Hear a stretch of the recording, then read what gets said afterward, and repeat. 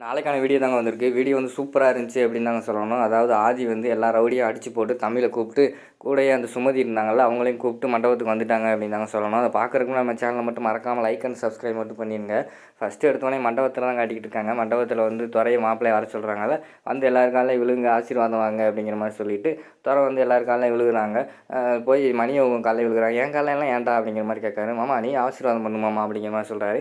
சரி நல்லாடுறா அப்படின்னு சொல்லிட்டு ஆசீர்வாதம் வாங்கிட்டு சரி மாப்பிள்ளை வந்து உட்காருங்க, இந்த சேலையை கட்டி இந்த சேலையை கொண்டு போய் பொண்ணுக்கிட்ட கட்டிக்கிட்டு கொண்டு வர சொல்லுங்க அப்படிங்கிற மாதிரி சொல்கிறாங்க. சரின்னு சொல்லிவிட்டு நம்ம தனம் வந்து அந்த சேலையை எடுத்துகிட்டு நம்ம பாரதி கிட்டே வராங்க. அங்கே வந்து பாரதியும் லதாவும் இருக்காங்க. இந்தா அப்புறம் உன் ஃப்ரெண்டுகிட்ட இந்த சேலையை கட்டிட்டு வர சொல்லு அப்படிங்கிற மாதிரி வந்து தனம் சொல்கிறாங்க. சரின்னு சொல்லிவிட்டு கல்யாண சேலையெல்லாம் கட்டுறதுக்கு 2 பேரும் போகிறாங்க அங்கிட்டு பின்னாடி. அந்த பக்கம் பார்த்தா நம்ம ஆதி வந்து உருன்னு உருமிக்கிட்டு இருக்காரு. என்னடா ஒரே சத்தமாக கேட்டுக்கிட்டு இருக்கு அப்படின்னு சொல்லிட்டு அந்த ரவுடி பையனை பார்க்காங்க. பார்த்தா நம்ம ஆதிட்டு இருந்தால் அந்த சவுண்டு வருது அப்படின்னு ஒரு ரவுடி சொன்னோன்னே இவன் எப்படா சவுண்டு வரும் அப்படின்னு சொல்லிட்டு பார்த்தா பின்னாடி கையில் கட்டி போட்டிருந்தாங்கல்ல, அதெல்லாம் அவுத்துருக்காரு. இதை எப்பறம் அவுத்தாமே அப்படிங்கிற மாதிரி சொல்கிறாங்க. தெரியலையே, திருப்பி கட்டி போடு அப்படிங்கிற மாதிரி சொல்கிறாங்க. ஒருத்தன் பக்கத்தில் கட்டி போட போனால் அடி வெளுத்துடுறாரு. அவங்க எல்லா ரவுடியும் அடித்து வெளுத்துட்டு அந்த இடத்த விட்டு வெளியில் தப்பிச்சு ஓடி வராங்க. என்ன ஓடிட்டானே சொல்லிட்டு பின்னாடி 3 ரவுடி துரத்திட்டு வராங்க. திருன்னு ஓடி போய் ஒரு ரூமுக்குள்ளே போய் கதவை பூட்டிக்கிறாரு. டேய் இவன் என்னடா பயந்தாங்கொழி பயலாக இருக்கான், ஒரு வெறும் ரூமுக்குள்ளே போய் கதவை பூட்டிட்டான், போய் கதவை திறடா அப்படிங்கிற மாதிரி ஒரு ரவுடி சொல்கிறாங்க. சரின்னு சொல்லிட்டு ஒரு ரவுடி போய் கதவை திறக்க போகிறான். என்ன உள்ளே பூட்டி போட்டிருக்கனே, பயந்துட்டான்டா, உள்ளே பூட்டு போட்டு உள்ளே இருக்கான்டா, கதவை உடறா அப்படிங்கிற மாதிரி சொல்கிறாங்க. சரின்னு சொல்லிட்டு அந்த ரவுடி கதவை உடைக்க போகிறாங்க. போகிற நேரத்தில் உள்ளே இருந்து நம்ம ஆதி இருக்கார்ல, ஆதி வந்து கருப்பு சட்டையெல்லாம் மாற்றி வாசுவாக மாறிட்டார். தம்முன்னு மீசையெல்லாம் முறுக்கி விட்டு சந்தனம் குங்குமெல்லாம் வச்சுட்டு ஒரு கதவை எத்துறாரு. அந்த கதவோடு சேர்ந்து போய் அந்த ரவுடி கீழே விழுந்துடுறான்.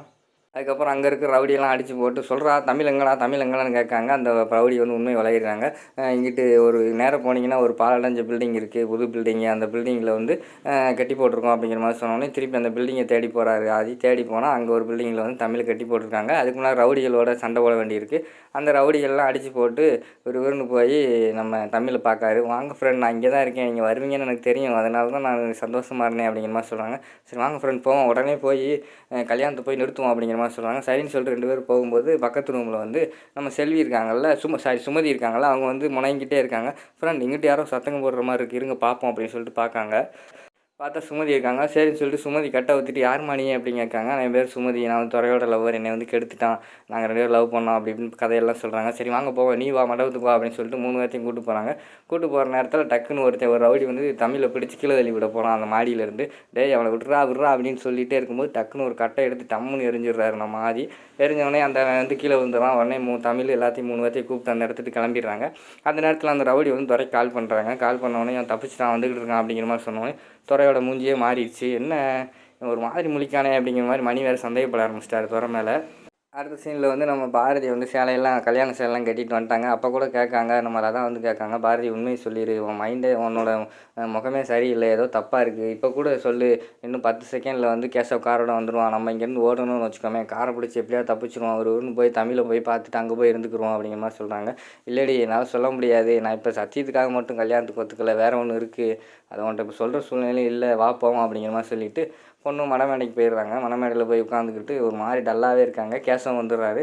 கேசவ் வந்தவொடனே நம்ம லதா வந்து சொல்கிறாங்க, கேசவ் பாரதியை பார்த்தியா ஒரு மாதிரி இருக்கா, அவன் ஃபேஸே சரியில்லை, தமிழ் எங்கன்னு கேட்டால் அவங்களோட அம்மா வீட்டுக்கு அனுப்புனேன்னு போய் சொல்கிறா, எனக்கு உண்மை மாதிரி தெரியலை, அதுவும் இல்லாமல் துறை வேறு முறைச்சி பார்த்துக்கிட்டு இருக்கான், துறையை பார்த்தோன்னே ஒரு மாதிரி பயப்படுறா, என்னாச்சு ஏதாச்சும் எனக்கு தெரில அப்படிங்கிற மாதிரி சொல்லிகிட்டு இருக்காங்க.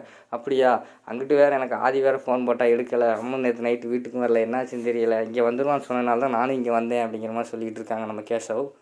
அந்த பக்கம் வந்து நம்ம ஆதி, அதுக்கடுத்து அந்த சுமதி, தமிழ் 3 பேர் வந்து பைக்கில் வந்துக்கிட்டு இருக்கிற மாதிரி காட்டிக்கிட்டு இருக்காங்க. எனக்குள்ளே வந்து துறை வந்து நம்ம பாரதி வந்து மிரட்டுறாங்க. இங்கே பாரு பாரதி, ஏதாவது வாயை திறந்த அவ்வளோதான் அப்படிங்கிற மாதிரி சொல்லிட்டு இருக்காங்க. அவங்க அமைதியாகவே பயந்த மாதிரி இருக்காங்க. உடனே நம்ம மணி வந்து கண்டுபிடிச்சிடுறாரு. என்ன முகமே சரியில்லை, என்னடா பிரச்சனையா அப்படின்னு போய் பக்கத்தில் கேட்காங்க. மாமா என்னோடய ஃபோனை மட்டும் வாங்கி கொடுங்க, ஃபோனை வந்து எங்கள் அப்பா வாங்கி வச்சுக்கிட்டாரு அப்படிங்கிற மாதிரி சொல்கிறாங்க.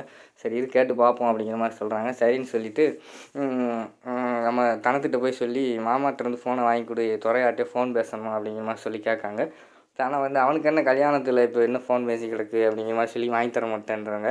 அங்கிட்டிருந்து பார்த்தா நம்ம ஆதி வந்து ஜம்முன்னு வந்து 3 பேர்த்தையும் பைக்கில் வச்சு கூட்டிகிட்டு வந்துட்டு இருக்கிற மாதிரி காட்டிக்கிட்டு இருக்காங்க. இங்கிட்டு பார்த்தா மந்தரெல்லாம் ஓதி முடிஞ்சு நம்ம துறை வந்து தாலி எடுத்து கட்ட போகிற மாதிரி காட்டுறாங்க. அதோட பார்த்திங்கன்னா இந்த எபிசோடை வந்து முடிச்சிடுறாங்க.